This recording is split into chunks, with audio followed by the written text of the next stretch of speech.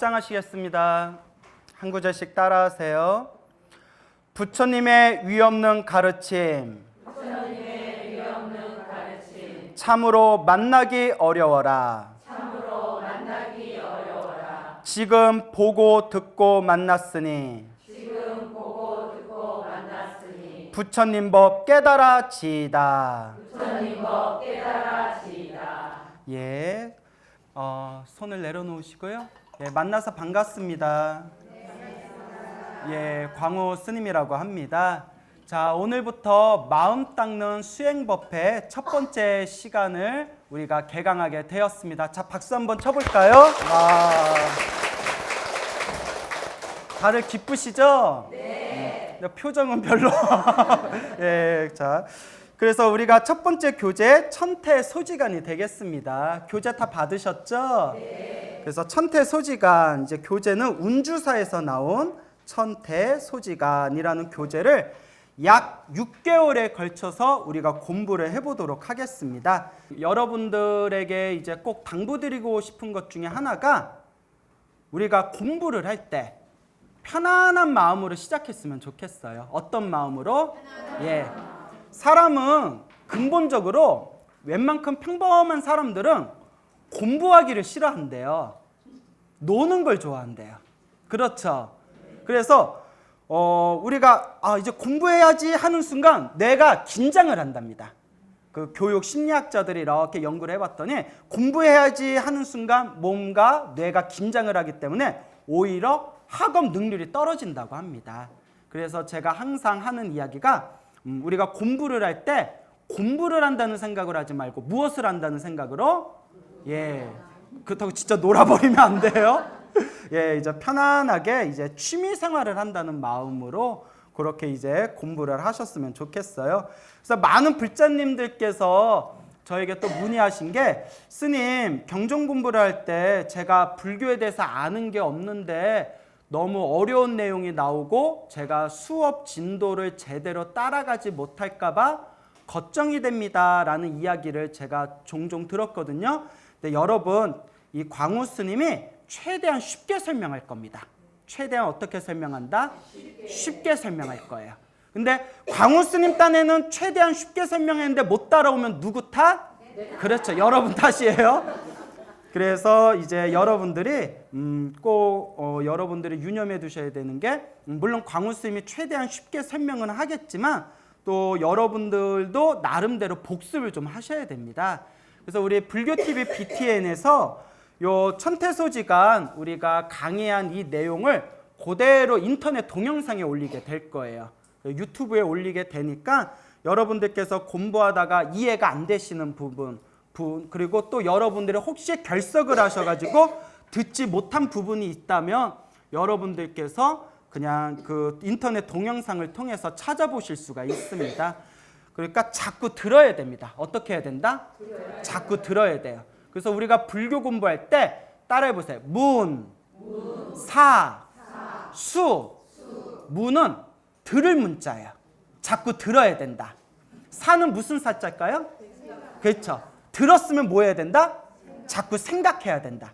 그 생각만 하면 돼야 안 돼요? 그렇죠. 그 수는 뭘까요? 그렇죠. 닦을 수, 실천, 수행을 해야 된다. 그래서 문, 사, 수. 듣고 생각하고 수행해야 된다. 그러니까 첫 번째는 결국 뭐예요? 문, 들어야 돼요. 자꾸 많이 들어야 됩니다. 그리고 듣고 듣다 보면 예전에 이해가 안 되던 게 툭 하고 터져 나와요. 그래서 귀가 트인다라고 표현을 하거든요. 그러니까 여러분들에게 꼭 당부드리고 싶습니다. 처음에는 좀 어렵게 느껴진다 하더라도 자꾸 공부하고 자꾸 듣다 보면 여러분들의 귀가 어떻게 된다? 트이게 된다라는 걸 명심하시길 바랍니다. 자, 이제 천태소지간을 우리가 공부하게 될 텐데, 오늘은 이제 천태소지간을 공부하게 되는 그 이유에 대해서 먼저 여러분들에게 조금 언급을 할까 합니다. 부처님이 이 세상에 출현하실 때 부처님께서 이 세상에 출현하신 근본 뜻은 모든 중생을 제도하기 위해서 오셨대요. 뭐 하기 위해서 오셨다? 모든 중생들을 제도하기 위해서 오셨는데, 부처님께서 중생들을 제도하기 위해서 법을 펼칩니다. 2600년 전에 저 인도에서 태어나셔서 35살에 깨달음을 얻으시고 45년 동안 80살에 세상을 떠나실 때까지 45년 동안 설법을 하시는데 45년 동안 설법을 하신 그 모든 부처님의 법문을 우리가 84,000법문이라고 합니다. 뭐라고 한다? 84,000법문이라고 하는데, 그러면 부처님께서 왜 84,000법문을 설하셨냐? 중생들의 번뇌가 84,000번뇌가 있대요. 중생들의 번뇌가 몇 개가 있다? 84,000번뇌. 84,000개의 번뇌가 있기 때문에 몇 개의 법문을 설하셨다? 84,000법문을 설하셨다라는 내용이 있습니다. 근데 여기서 중요한 게 있어요. 84,000이 정말 하나, 둘, 셋, 넷 따져서 84,000이 아니에요. 84,000은 고대 인도에서 헤아릴 수 없는 많은 숫자를 통틀어서 뭐라고 표현했다? 84,000이라고 표현을 했답니다. 그러니까 꼭 부처님 법문이 84,000법문이 아니고 중생들 번뇌가 딱 꼬집어서 84,000개가 아니라 그만큼 헤아릴 수 없는 번뇌를 가리켜서 무슨 번뇌? 84,000번뇌라고 하고, 그 84,000개의 법문을 하나하나 소멸시키기 위해서 무슨 법문을 설하셨다? 84,000법문을 설하셨다라고 우리 부처님의 가르침에 설해져 내려오고 있습니다. 그래서 부처님께서 84,000법문을 설하시니까 얼마나 양이 많아요. 우리 팔만대장경에 보면 그 어느 일본 학자가 팔만대장경을 처음부터 끝까지 일정한 속도로 팔만대장경을 다 읽으면 팔만대장경을 다 독서하는데 한 20년 가까이가 걸린대요. 여러분 다 읽겠어요? 못 읽겠어요? 20년 투자도 못해요? 그래서 20년 정도가 걸릴 정도로 엄청난 분량의 이제 경전이 해인사에 있는 팔만대장경인데, 근데 이 부처님의 84,000법문을 딱 3단계로 나눌 수가 있답니다. 몇 단계로? 무엇에 따라서? 중생들의 근기에 따라서. 근기라는 것은 그 중생들의 그릇을 뜻해요. 무엇을 뜻한다? 사람마다 타고나는 그릇이 다 다르대요. 전생에 어떤 공부를 했는지, 전생에 어떤 업을 지었는지, 전생에 얼만큼 수행했는지에 따라서 이번 생에 태어날 때 각자 타고난 그릇이 같다, 다르다. 다르다. 그래서 그 저마다 다른 그릇, 저마다 다른 타고난 힘과 능력을 근기라고 불러요. 따라해보세요. 근기. 그래서 높은 근기를 상근기라고 해요. 중간 근기를 중근기라고 해요. 가장 밑에 근기를 뭐라고 할까요? 하근기라고 해요. 그래서 상근기, 중근기, 하근기, 중생들의 수준에 맞춰서 법을 설했다. 그러면 부처님께서 그 3단계를 어떤 식으로 법을 설하셨냐? 하근기를 위한 법문으로. 누구를 위한 법문으로? 하근기. 가장 밑에 단계의 하근기를 위해서는, 하근기는 아무리 심오한 진리의 말을 설해줘도 알아듣는다, 못 알아듣는다? 못 알아들어요. 아무리 좋은 얘기를 해줘도 못 알아듣는다. 그래가지고 하근기를 위한 법문으로서 인천의 가르침을 설했대요. 따라해보세요. 인천. 사람인 하늘천. 예, 그래, 잘 따라하시네요. 자, 인천의 가르침이 무엇이냐? 인천의 가르침은 이번 생에 복을 많이 짓고 선업을 많이 짓고 공덕을 많이 쌓아서 다음 생에 사람으로 태어나거나 어디에 태어나는 거? 하늘 세계에 태어나서. 그래서 사람인 하늘천이에요. 사람으로 태어나거나 하늘 세계에 태어나서 잘 먹고 잘 사는 게 목표가 바로 인천의 가르침이에요. 무엇의 가르침? 인천의 가르침. 근데 인천의 가르침은 어느 근기를 위한 가르침이라고요? 하근기. 높은 수준의 가르침이 아니에요. 그거 부처님의 진실한 뜻이 아니에요. 왜냐? 우리는 태어나고 죽고 태어나고 죽는 끊임없는 윤회의 삶을 살고 있습니다. 태어나고 죽고 죽고 태어나고 태어나고 죽고 죽고 태어나고 내가 지은 업보 따라서 살아가는 거거든요.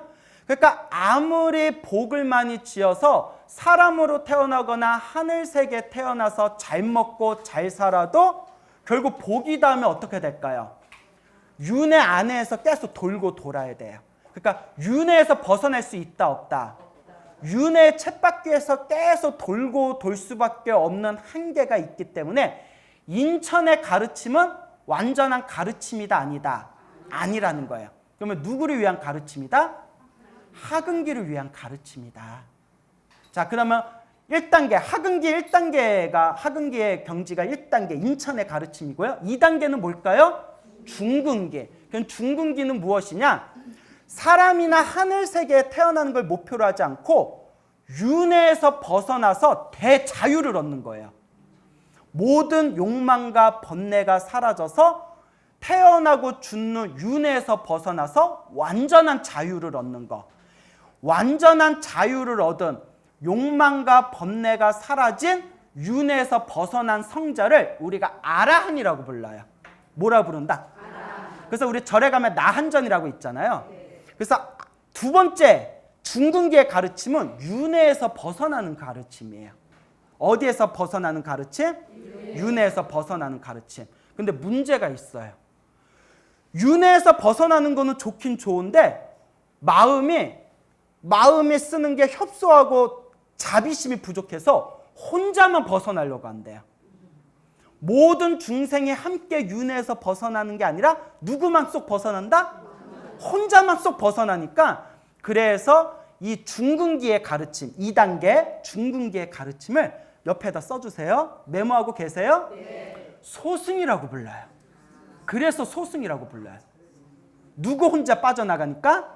나 혼자 빠져나가니까. 왜? 소자가 작을 소자고요. 작을 소. 승이 수레 승이에요.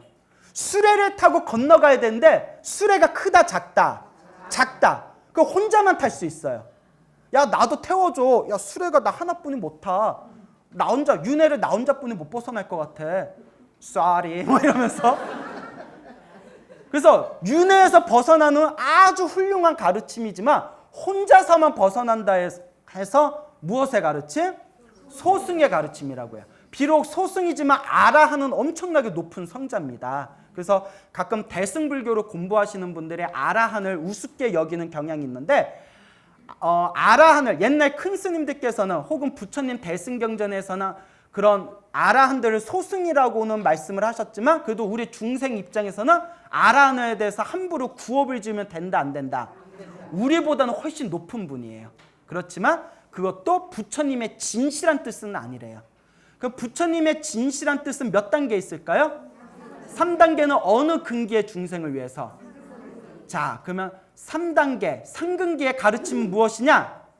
하늘 세상이나 인간으로 태어나는 1단계도 아니고 아라한이 돼서 혼자서 윤회에서 벗어나는 2단계도 아니고 3단계는 무엇이냐? 부처가 되는 거예요. 부처가 되는 거. 우리 항상 불자들이 서로 이렇게 인사하면 뭐 하세요라고 얘기하죠? 성불하세요라고 얘기하잖아요. 성불하세요. 뭐 하세요? 부처님 되세요. 부처가 되는 게 부처님이 세상에 출현한 진정한 뜻이라는 거예요. 모든 중생이 뭐가 되는 거? 부처가 되는 거. 성불하세요.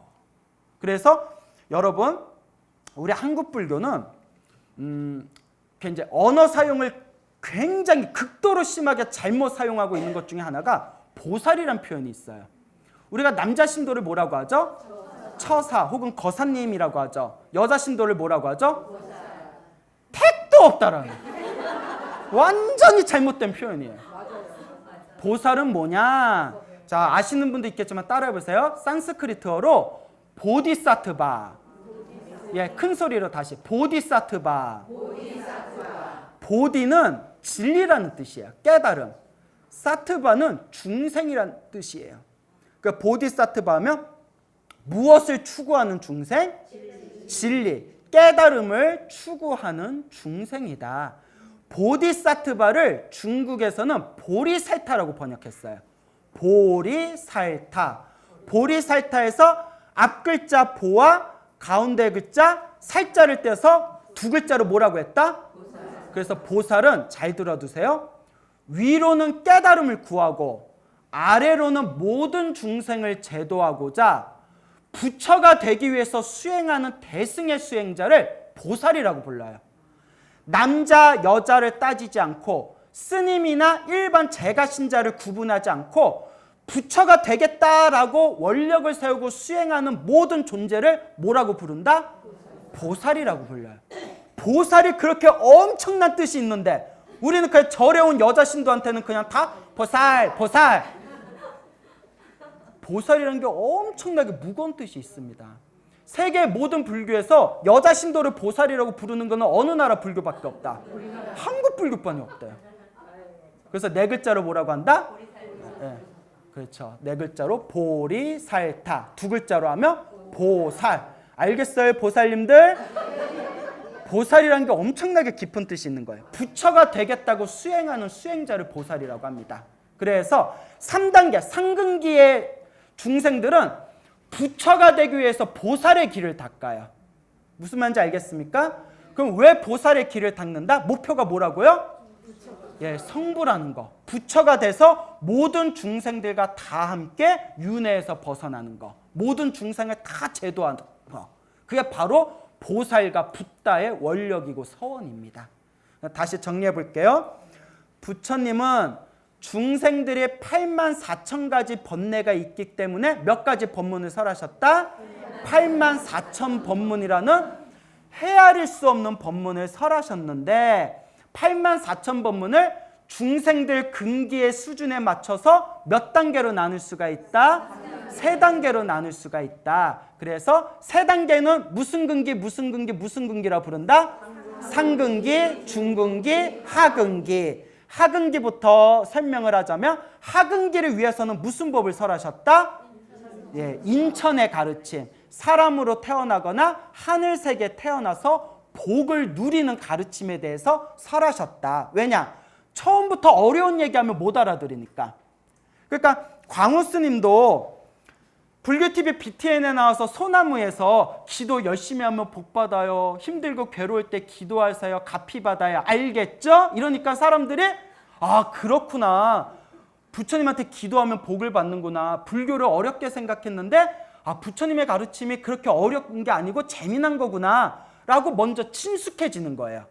그리고 소나무를 통해서 어느 정도 수준이 높아지니까 이제 경전 공부도 시작하고 참선도 해보고 명상도 해보고 중생들의 수준에 맞춰서 한 단계 한 단계 점점 점차적으로 가르치는 겁니다. 알겠습니까?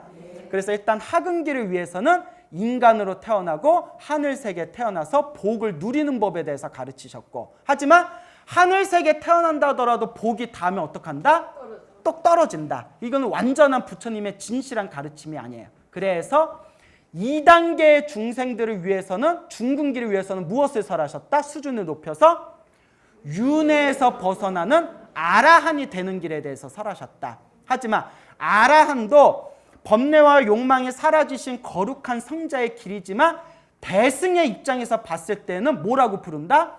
소승이라고 부른다. 혼자서만 윤회에 벗어나고 진정한 부처님의 깨달음보다는 낮은 단계이기 때문에 소승이라고 불리운다.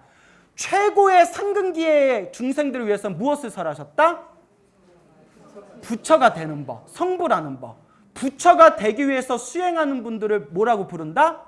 보살이라고 부른다. 그래서 앞으로 우리 마음 닦는 수행법회에서는 모든 교재를 대승경전을 공부하게 될 겁니다. 무슨 경전? 대승경전. 큰데 수레의 승, 큰 수레. 모든 중생을 제도할 수 있는 큰 수레의 가르침이 담겨 있는 게 바로 대승경전이에요. 그래서 성불할 수 있는, 부처가 될 수 있는 가르침에 대해서 설해내온 이 대승경전을 우리가 핵심으로 삼아서 우리가 이제 2시간 중에서 1시간 10분은 이제 경전 공부를 할 거고 그리고 나머지 30분 동안 연불 명상과 통찰 명상을 통해서 실질적으로 이 마음을 어떻게 닦고 마음을 어떻게 수행하는지에 대해서 한번 진지하게 공부해보는 시간을 가져보도록 하겠습니다. 그래서 이제 인터넷 동영상에는 명상하는 것까지는 이제 우리가 업로드하지는 않을 겁니다. 그래서 유튜브 동영상에는 이때 우리가 1시간 10분 동안 경전 강의한 것만 올릴 거예요. 사실 명상 수행하는 거는 동영상 올리기가 좀 뭐하잖아요. 그렇죠? 다들 그냥 이렇게 멍 때리고 있는데 그거 뭐 계속 촬영해서 어쩔 거예요. 자, 그래서 84,000가지 법문이 이 3단계로 이루어져 있다. 여러분들은 지금 자기가 몇 단계 수준인 것 같아요? 하근기. 그래요. 와준 것만도 고마워요. 자, 근데 우리의 수준은 하근기지만 공부는 우리가 몇 단계 공부를 하는 거다? 상근기 공부하는 거예요. 상근기. 2단계도 아니고 이제 가장 높은 단계의 법문을 대승경전을 공부하는 겁니다. 그러니까 처음에는 무슨 말인지 몰라도 자꾸 듣다 보면 이제 점점 귀가 트이고 나도 모르게 가랑비에 옷 젖듯이 대승의 가르침이 이렇게 촉촉하게 이제 젖어들게 될 겁니다. 그걸 유념해 두시기 바랍니다. 그래서 부처님의 가르침의 84,000법문이 부처님께서 세상을 떠나시고 나서 2600년 전에 부처님이 세상에 출현하셨잖아요. 시대적으로 그리고 각 나라에 전파되면서 시대적으로 각각의 나라별마다 그 고유의 불교의 문화를 꽃피우게 됩니다.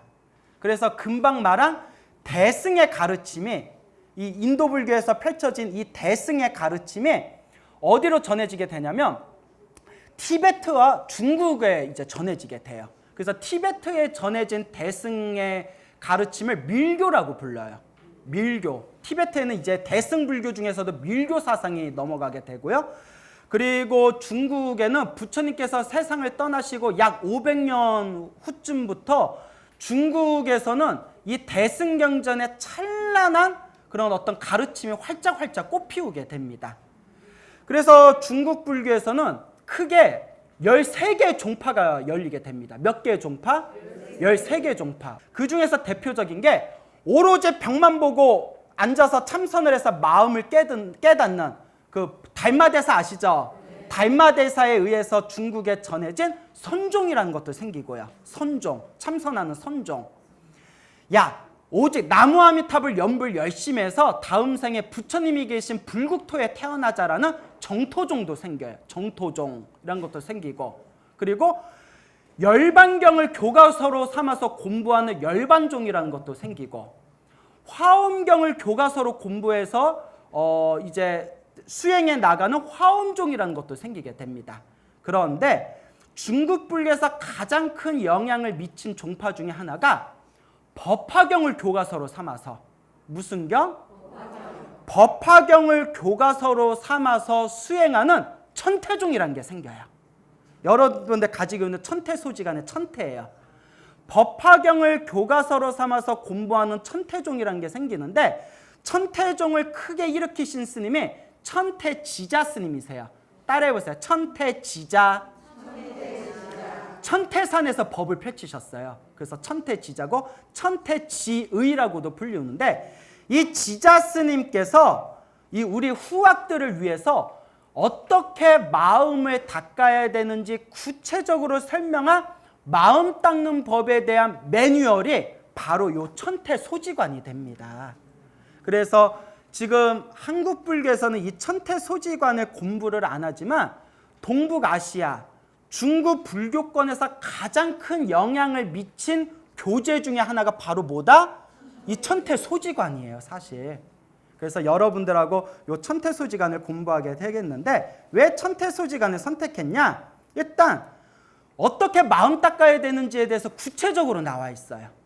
물론 이제 어려운 게 이게 한문 어투라서, 우리가 한글 세대라서 한문 이 어투의 글들이 어렵게 느껴지지만 이 광우 스님이 최대한 쉽게 설명을 드릴 거고요. 그리고 우리가 금강경이나 법화경이나 다른 대승 경전을 먼저 공부하지 않고 천태소지관을 먼저 공부하는 이유가, 잘 들어보세요. 우리 주변에 경전 공부하시는 불자분들이 엄청 많아요. 그렇죠? 근데 그분들이 예불문도 배우고 천수경도 배우고 반야심경도 배우고 금강경도 배우고 법화경도 배우고 열반경도 배웠어요. 20년 30년 동안. 근데 문제가 뭐냐면, 다 그런 건 아니지만 많은 불자님들 중에 스님, 금강경을 공부해서 금강경이 무슨 말을 하는지도 알겠고, 뭐 깨닫지는 못했지만 금강경이 무슨 뜻인지는 알겠고, 법화경을 공부해서 법화경에 무엇을 전하려는지도 배워서 알겠고, 열반경을 공부해서 열반경이 무엇을 전달하려는지도 알겠는데, 그러니까 각각 경전을 공부해서 그 경전의 내용에 무슨 내용들이 있는지는 알겠는데 구체적으로 어떻게 수행해야 되는지는 모르겠어요 라고 이야기들 많이 하세요. 동감하십니까? 네. 예. 그러니까 우리가 금강경을 배우면 금강경 좋다. 법화경을 배우면 법화경을 좋다. 그런데 구체적으로 어떻게 수행해야 되는지는 잘 안 나와요, 경전에. 그런데 천태소지간을 이제 읽어보면 구체적으로 어떻게 수행하고 어떻게 공부해야 되는지에 대해서 대승경전의 출처를 두고 근거를 둬서 굉장히 상세하게 나옵니다. 밥은 어떻게 먹고 잠은 어떻게 자고 마음은 어떻게 쓰고, 중요한 거 공부하다가 귀신이 보이거나 이상한 현상이 일어나면 어떻게 대처해라 라는 것까지 뒷부분에 다 나와요. 아주 마음 닦는 수행자들에게 있어서 아주 훌륭한 교과서입니다.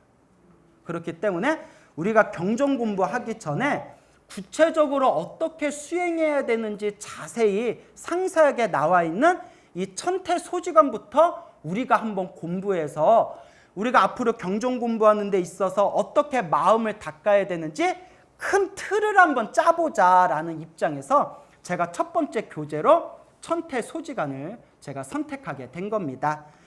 알겠죠? 네. 그래서 여러분들이 자꾸 천태소지간을 이렇게 일단 천태소지간을 충분히 공부를 하면 나중에 금강경을 보든 법화경을 보든 그게 이 천태소지간이 밑바탕에 잔잔한 그런 어떤 좋은 영양분이 될 겁니다.